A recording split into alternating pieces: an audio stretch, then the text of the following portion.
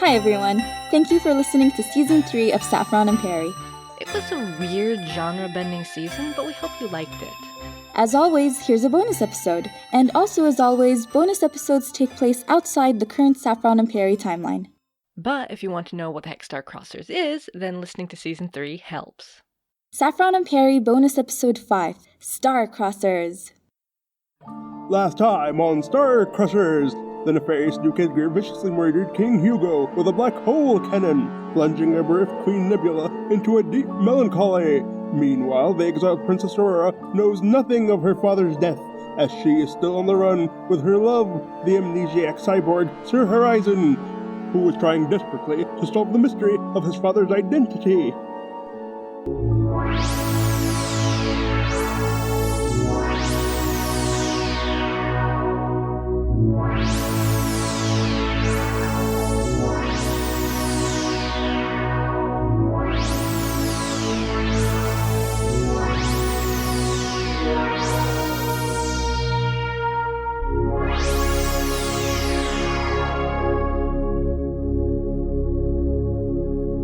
And now, Star Crushers! Look, Horizon, isn't the astral sunset beautiful? Yes, but everything is beautiful when you're around. I could be in the middle of the Pustulon 5 landfills, and it would still feel beautiful with you at my side. Oh, Horizon, I hope you're not planning to make that our next date. Oh no, you are, aren't you? I'm afraid so, my love. But why would we, unless you have another lead on your father? Aurora, my dearest, this could be yet another dead end. Horizon, stop. I promise to search the stars with you, and I mean it. No matter how far, no matter how long, no matter how smelly.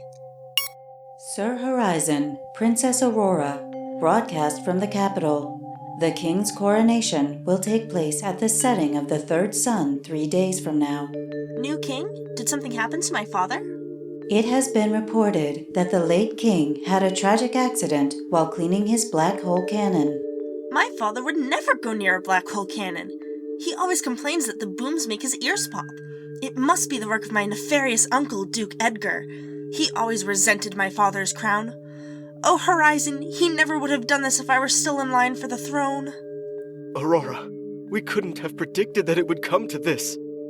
Who knew that your parents would send the planet's entire army after us just because I asked you to the space prom? The important thing now is to return immediately and rescue your planet from Duke Edgar. No, Horizon, we'd be arrested on sight. At least, I would. They'd probably just kill you and murder me later at a quieter location and a more convenient time. And besides, what about the lead on your father? We mustn't let it go cold. No time to argue, Aurora. Ship, take us to our home planet.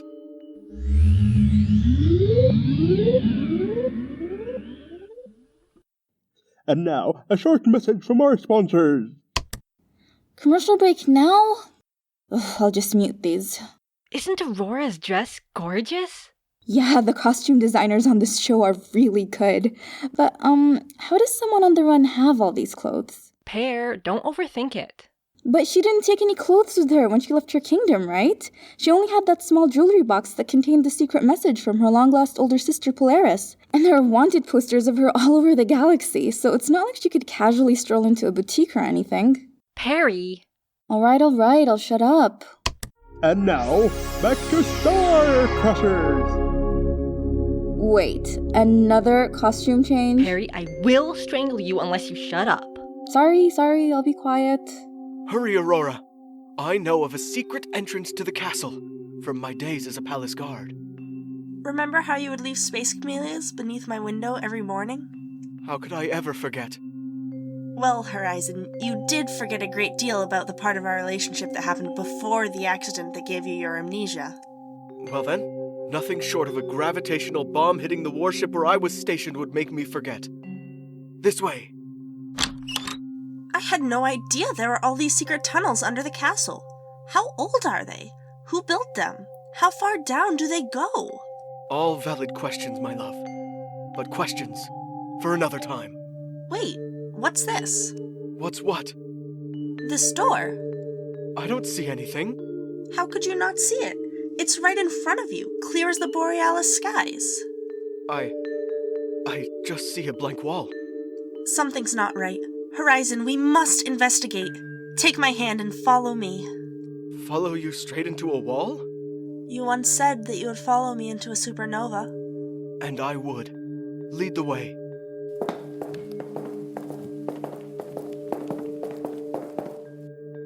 What do you see? Computers? Screens? What do you see? Nothing. Nothing at all. Horizon, do you think that whoever programmed your cyborg eyes could have programmed you to be blind to all of this? But why would anyone work in such secrecy? For no other reason than to protect you, my dear boy. Dr. Locus, is that you? I still can't see anything. Perhaps it's time to lift the veil of secrecy. Cyborg Eye, cease cloaking.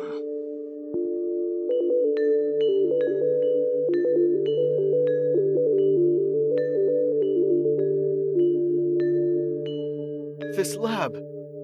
I've been here before. Indeed you have, Horizon. We demand answers, Dr. Locus. Everything you need to know is in the master database. Computer, who is my father? And now, for even more messages from our sponsors, please buy their stuff! Commercials again? Okay, I have a theory. No.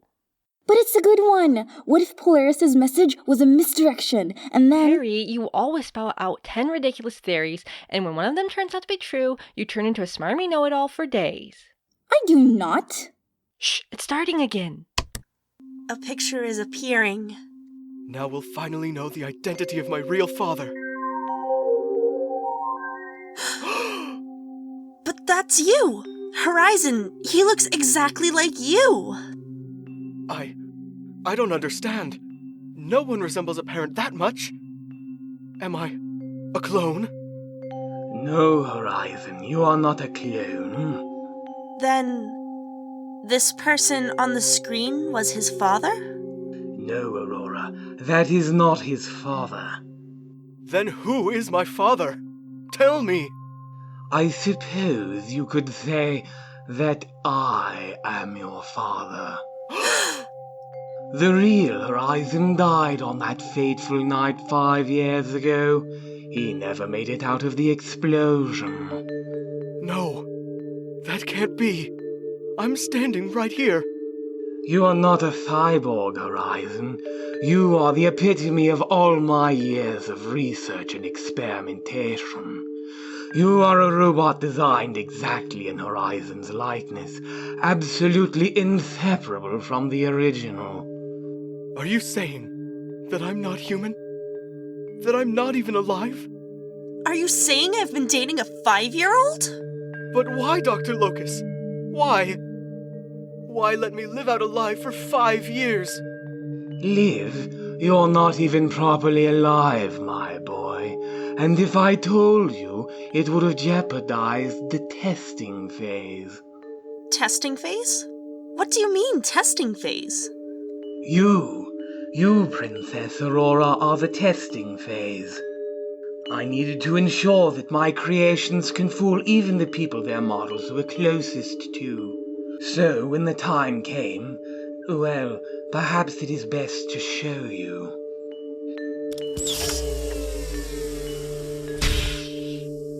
Is that my long-lost older sister Polaris? No, Aurora. That is the robot that's going to reclaim your sister's rightful place in line and be my puppet so that I may rule over the entire planet. You can't do this! Would you rather your Uncle Duke Edgar rule, or perhaps you'll be willing to sacrifice all you hold dear and risk assassination to take the throne yourself? I only know that I can't let you get away with this. Oh, but I already have. I've been getting away with it for 5 years, and you never once suspected that your love was completely artificial. Polaris, seize her. Yes, Dr. Locus. Polaris, no! You can't do this. I'm your sister. No, you are not. Cooperate, and I will make this as painless as possible. I won't let you get near her. Horizon, step aside. No. Be reasonable, Horizon. You do not love this girl. You are only programmed to think you do. Return to your place at my side, and I'll remove that bothersome section of code lodged away in your intelligence chip. You stay away from me. I was hoping it wouldn't come to this. Initiate existential breakdown sequence. No! Horizon! I mean, Robo-Horizon!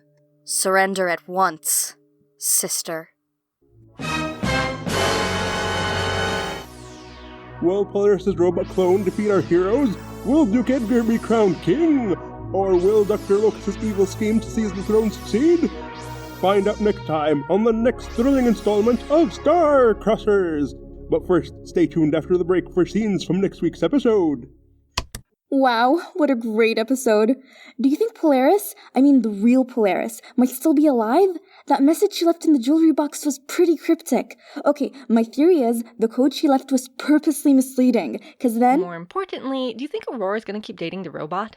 I don't know if she truly loved Robo-Horizon, or if she just loved the original Horizon, and Robo-Horizon has just sort of been a stand-in for that love. Or if she can even learn to love Robo-Horizon for his own person, since that raises the question of whether or not he's actually his own person. I think she should go for it because it's a really cute robot. Shh! The teaser is starting. Let's see if it has any clues. Next time on Star Crossers, a reunion between sisters. Leave me alone! Aurora, it's me. The real me. I faked my own death 5 years ago, when I was investigating Dr. Locust's mysterious experiments. Could it really be you, dear sister?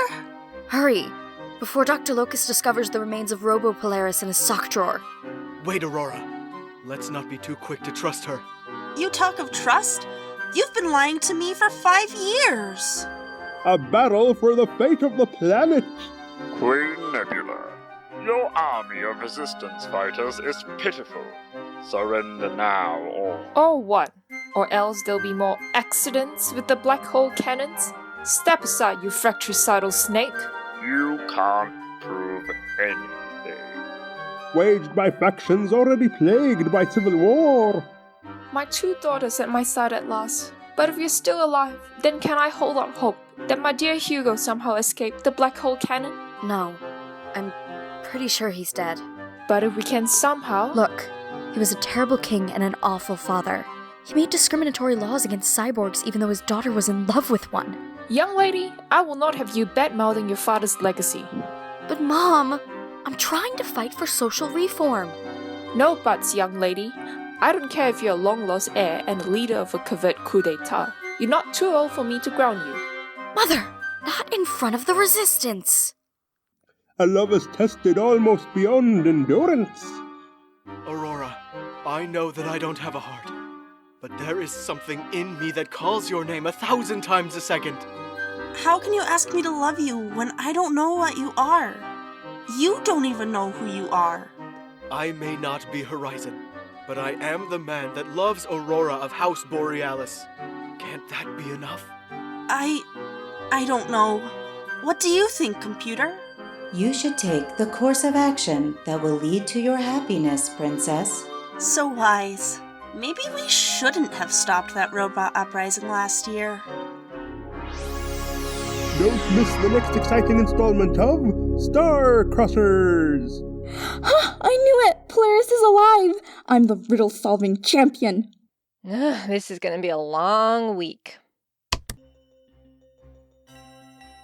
Princess Aurora was played by Krister Arnott. Horizon was played by Cedric Reed. Dr. Locust was played by Chris Vanderford. Princess Polaris was played by Megan Cassidy. The narrator was played by Asa Lydian. The Wise Computer was played by Beth Tancredi. Duke Edgar was played by Mangal Pritham. Queen Nebula was played by Yulin Ko. And as always, Saffron was played by Sarah J. Nelson, and Peri was played by Janan Lydian. And that's it for our bonus episode. We'll be taking a break for a while, but we'll be back. But what happens next on Star Crossers? Polaris teams up with Queen Nebula, Princess Aurora, and Robo Horizon to defeat Edgar. Then Polaris takes her rightful place as queen, and then changes their planet's anti-cyborg/royals relationship laws so that your sister can be with Horizon. And Saffron is totally right about Peri being insufferable about guessing the surprise ending. But wait, if Aurora ends up with Robo Horizon and they're not wanted anymore, then that means they're not star-crossed. What do they do for the next season? In the next season, Aurora and Robo Horizon spend their honeymoon by going on a space road trip to several charming little planets where murders suddenly take place, and in each episode they investigate the murder and catch the killer, while unraveling a much larger conspiracy. Bold move on the show's part. Yeah, but it turns out to be a very popular season, and then the spunky reporter who follows them around wondering why murders happen on every planet they land on gets her own spin-off, and then there's a bunch of crossover episodes, and then some movies, and then a Star-Crosser cinematic universe. Cool. See you next time, listeners. Bye!